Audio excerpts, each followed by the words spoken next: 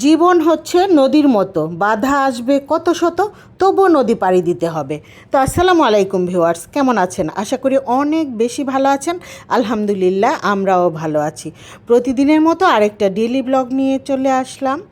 যে যেখান থেকে দেখছেন পুরো ভিডিওটা দেখে একটা কমেন্ট করবেন, সুন্দর একটা মতামত রেখে তারপর যাবেন আশা করছি। তো এইখানে হচ্ছে আমি আজকে দুইটা তরকারি রান্না করব, খুব বেশি রান্না না, অল্প রান্না। আজকে আগের দিন যে গরুর মাংস রান্না করেছিলাম এগুলো রয়ে গেছে। তো মাছ মাংস ভুনা কিছু থাকলে তো বাচ্চাদের জন্য আর টেনশন করতে হয় না। এটা সব মায়েদেরই এরকম হয়, আমার একার না। সকালে নাস্তার জন্য এখানে রুটি ভেজে নিচ্ছি। রুটিগুলো এক এক করে ভেজে নিচ্ছি আমরা। তো আমরা মায়েরা কি করি, যে রুটিগুলো দেখা যায় যে একটুখানি পুড়ে যায়, ওই রুটিগুলো দেখা যায় বেছে বেছে আমরা খেয়ে নিই, তারপর হচ্ছে অন্যদের জন্য ভালোটা রাখি। এটা হচ্ছে মায়েদের স্বভাব। আর এইখানে হচ্ছে লতি নিয়ে আসছে।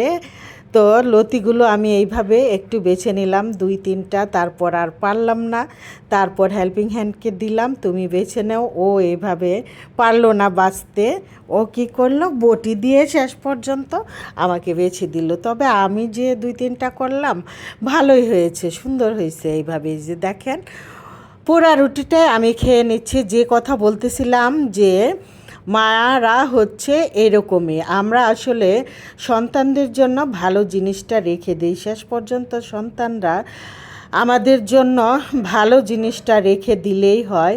কোনো কোনো সন্তান আছে যে একদম বুড়া বয়স পর্যন্ত, একটা শেষ বয়স পর্যন্ত অনেক যত্ন করে মা বাবাকে দেখে, এটা আমার চোখে দেখা। আবার কোনো কোনো সন্তান আছে অনেক যত্ন করে মা বাবা মানুষ করেছে, তারপরেও ওই রকম আশা অনুরূপ দেখে না। যাই হোক, দুঃখের বিষয়, সবই আল্লাহ পাকের ইচ্ছা। তো এইখানে হচ্ছে আমি একটা ছোট মাছ রান্না করে নিব হাতে মেখে। এটা হচ্ছে চাপিলা মাছ আর পুঁটি মাছ। আর হাতে মেখে রান্না করলে দেখা যায় এই মাছটা আমার কাছে ভালো লাগে। আর এইখানে হচ্ছে আমি সামান্য মশলা দিয়ে রান্না করেছি, খুব বেশি একটা মশলা দিয়ে আমি ছোট মাছ রান্না করি না। জাস্ট হলুদ গুঁড়া, মরিচ গুঁড়া, পেঁয়াজ, কাঁচামরিচ, তেল, লবণ এই দিয়ে হাতে সুন্দর করে মেখে তারপর পরিমাণ মতো পানি দিয়ে ঢেকে বসিয়ে দেব, রান্না হয়ে যাবে। আর যে কথাটা বলছিলাম, জীবন হচ্ছে নদীর মতো, বাধা আসবে কত শত, তবুও নদী পার হতে হবে। আসলে আমাদের সবার জীবনে বাধা থাকে, বাধা থাকে না জীবনে এমন মানুষ খুঁজে বের করা মুশকিল।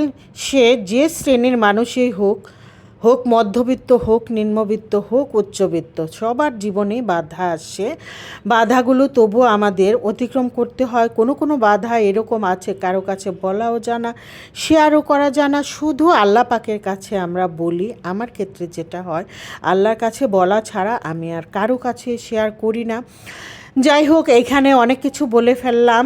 যাই হোক, ডাল রান্না করে নিচ্ছি না, ডালটা হচ্ছে মুগ ডাল ভেজে রেখে দিচ্ছি। দেখা যায় যে একটু একটু করে ভাজলে ঝামেলা লাগে, একসাথে সবগুলো ভেজে ঠান্ডা করে তারপরে আমি কৌটায় ভরে রেখে দিব। এই তো কথা বলতে বলতে আমার তরকারি হয়ে গেল। তরকারিটা খুবই মজা ছিল, কচুর মুখে আর বেগুন দিয়ে এই মাছ, চাপিলা মাছ রান্না করেছি।